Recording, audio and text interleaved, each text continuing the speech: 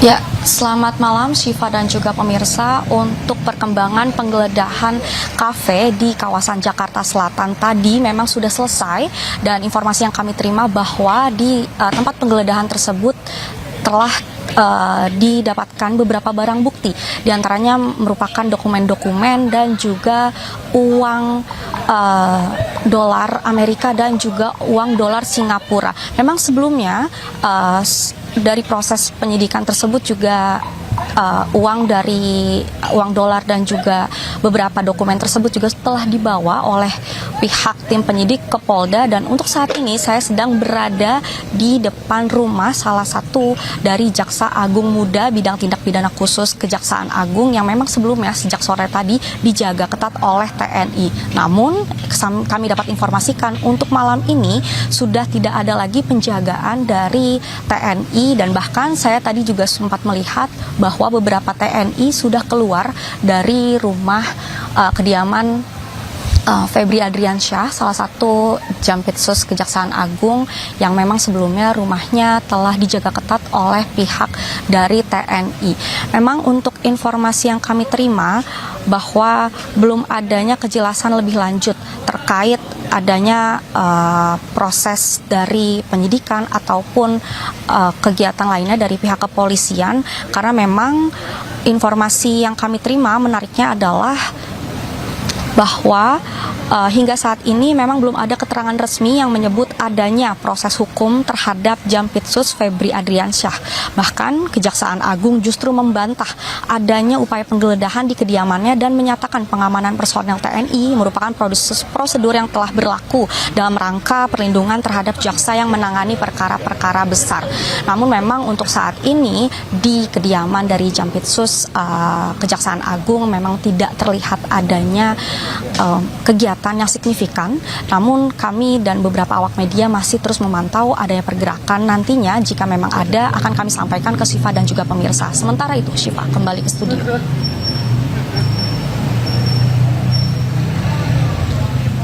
Baik, terima kasih atas informasinya, Kea Delorosa dari Jakarta. Polisi menggerebek dua tempat di kawasan Cipete, Cilandak, Jakarta Selatan pada Rabu siang. Dugaan sementara penggerebekan terkait korupsi dalam kasus blackout di wilayah Indonesia.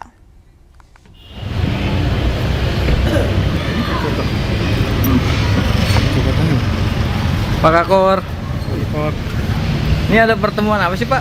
Ratusan personel Polri dari Satuan Brimob berjaga di dua tempat di Jalan Cipete Raya, Jakarta Selatan.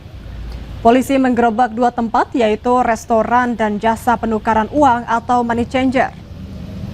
Penggeledahan ini terkait penyidikan dugaan tindak pidana pencucian uang yang berhubungan dengan 3 perkara korupsi, yaitu pengadaan batu bara PLN, PT Asabri, dan Krakatau Steel.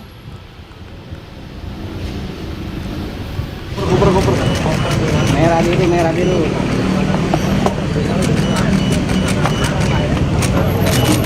Hingga Rabu malam, polisi masih melakukan penggeledahan dan mengamankan dokumen-dokumen pendukung yang ada di lokasi untuk dilakukan proses penyidikan.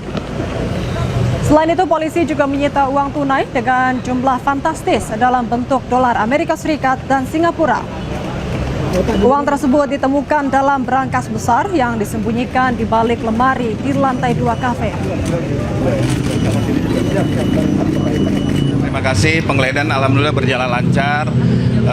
Di sini juga dilakukan oleh tim gabungan dari Kortas Tipikor dan Krimsus Polda Metro Jaya dibantu dari Makobrimob Polri untuk melakukan pengamanan. Ini merupakan suatu SOP yang harus kita lakukan. Dalam proses penggeledahan sampai dengan pukul 18.46 WIB ini ditemukan beberapa dokumen, ini khususnya di 2 titik ya, di wilayah Jakarta Cipete, yaitu di salah satu kafe di lantai 2 ditemukan beberapa dokumen dan uang dalam jumlah yang sangat besar, fantastis, dalam bentuk kurs US dollar dan Singapura dolar. Nah, ini masih lagi tahap proses penghitungan. Nanti setelah proses penghitungan, termasuk kami akan menginventarisir di beberapa titik tadi, kami akan sampaikan kepada teman-teman media.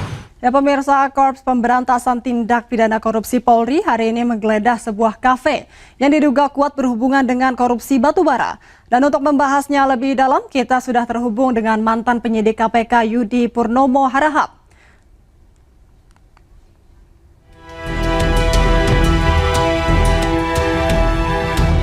Polri mengungkap sejumlah wilayah di Indonesia mengalami pemadaman listrik atau blackout akibat dugaan korupsi dan pencucian uang terkait pengadaan penemuan kebutuhan pasokan batu bara pada sejumlah PLTU selama periode tahun 2018 sampai dengan tahun 2026.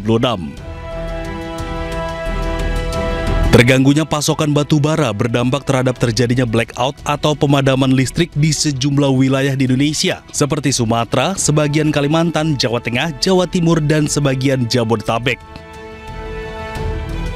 Soal modus dari praktik korupsi tersebut diduga terjadi manipulasi dokumen kualitas batu bara yang dikirimkan atau dipasok. Kasus ini sudah masuk ke tahap penyidikan. Setidak-tidaknya penyidik menemukan adanya dugaan penyimpangan dalam proses pengadaan dan pemenuhan pasokan batu bara di PLTU oleh beberapa perusahaan yang terlibat, PT OBP dan PT BRA.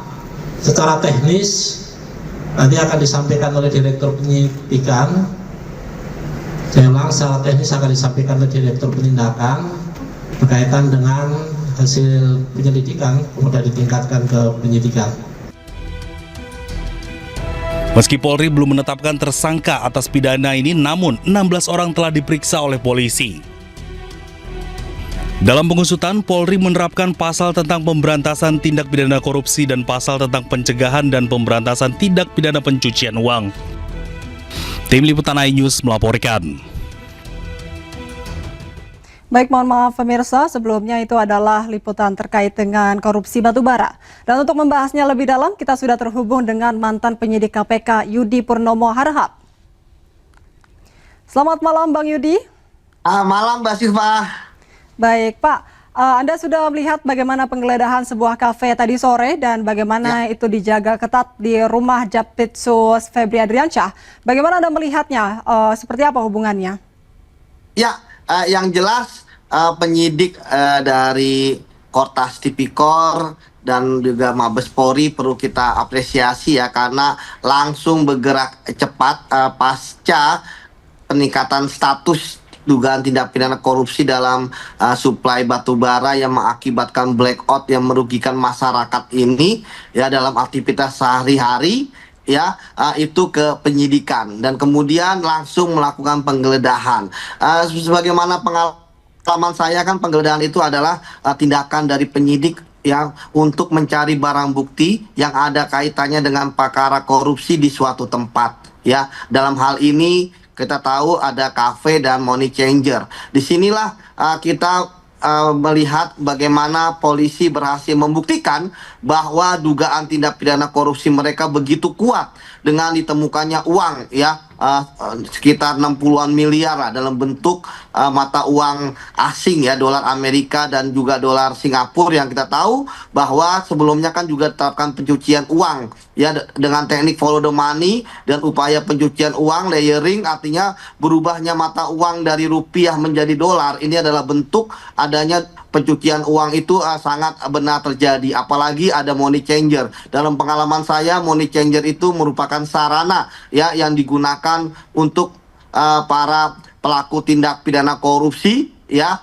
itu kemudian ternyata ya digunakan untuk menjadi profesional money laundering ya, dari rupiah menjadi dolar. Kemudian yang menarik bahwa tentu ketika misalnya ada dugaan-dugaan keterlibatan pejabat yang lain, ya tentu saya yakin bahwa teman-teman di kepolisian akan profesional berdasarkan teknik investigasi makan bubur panas ya, dari pinggir dulu baru ke tengah gitu kan. Artinya kalau memang merasa tidak ada apa-apa, tidak ada kecurigaan, ya ngapain takut gitu kan, ngapain kena mental misalnya, hadapi saja prosedur yang berlaku. Itu yang pertama. Kemudian yang kedua, bahwa tentu dari hasil-hasil yang didapatkan ini akan dianalisis oleh penyidik ya. Sebelumnya kan juga sudah ada saksi yang minta keterangan, dokumen, apalagi ada barang bukti elektronik. Saya pikir kita tinggal bersabar saja, dalam waktu tidak lama lagi saya yakin ya, apalagi uangnya sudah ada. Dalam tindak pidana korupsi ketika ditemukan uang ya, artinya bukti-buktinya sudah jelas dan kita tunggu siapa yang akan ditetapkan sebagai tersangka. Begitu Mbak Silvi. Baik, Pak Yudi, Polri kan telah menaikkan status perkara dugaan korupsi ini ke tahap penyidikan ya. Kemudian dari pengalaman Bapak sendiri, sejauh mana hal ini sudah menunjukkan kecukupan alat bukti dan apakah sudah penyidik ini akan segera menetapkan tersangka nanti? Ya, seperti yang saya sampaikan ya, bahwa prosesnya kan sudah dilakukan dan saya pikir semua prosedur ya pasti dilakukan dengan profesional, cermat dan hati-hati ya, karena tentu seperti yang selalu saya sampaikan di berbagai macam media, melihat kasus korupsinya itu sudah berlangsung lama. Ini kan kita ngomongin yang batubara dulu ya. Ya, kita belum ngomongin yang PLN, kita belum ngomongin yang Krakatau Steel ya. Itu kan berlangsung dari tahun 2018. Bagaimana sistem berani diobrak-abrik, bagaimana pengawasan yang ternyata sangat lemah. Bagaimana batu bara yang kalorinya tidak memenuhi syarat secara kuantitas maupun kualitas tetap dipaksakan. Bagaimana pembayarannya yang membayar full tapi tidak sesuai dengan spek tetap dibayarkan. Artinya tentu ada orang kuat di sini yang berpengaruh, yang ditakuti gitu ya, sehingga berlangsung dengan lama. Kemudian juga dari kerugian keuangan negara yang kita lihat 5 triliun. 5 triliun ini kan bukanlah angka yang imajiner ya, tetapi ini adalah uang semua karena ini dihitung dari sangat mudah menghitungnya dari kualitas barang yang tidak sesuai dengan spek, kuantitasnya yang kurang ya, dan kemudian yang dihitung berdasarkan juga pembayaran yang ternyata tidak sesuai, dan ini kita baru bicara mengenai real cost ya, kerugian dari suplai batu bara. Kita belum berbicara mengenai kerugian yang dilakukan, yang diterima atau berakibat kepada masyarakat akibat adanya blackout. Misalnya masyarakat yang menggantungkan kehidupannya dengan berdagang aktivitas barang-barang frozen misalnya, kan banyak yang busuk, cair dan sebagainya sehingga tidak laku dijual, atau yang membutuhkan es batu dan lain sebagainya. Jadi bagi saya ini korupsi ini selain adanya real cost kerugian keuangan negara, tapi ada kerugian social cost yang merugikan rakyat kita di beberapa tempat yang terkena blackout sehingga mereka mengalami kerugian, dan apalagi ketika saat kondisi ekonomi seperti ini. Begitu, Mbak. Baik, Pak Yudi. Semoga kasus ini akan segera bertemu dengan titik terangnya lebih lanjut lagi, Pak. Terima kasih banyak atas waktunya pada malam hari ini. Semoga sehat selalu, Pak Yudi.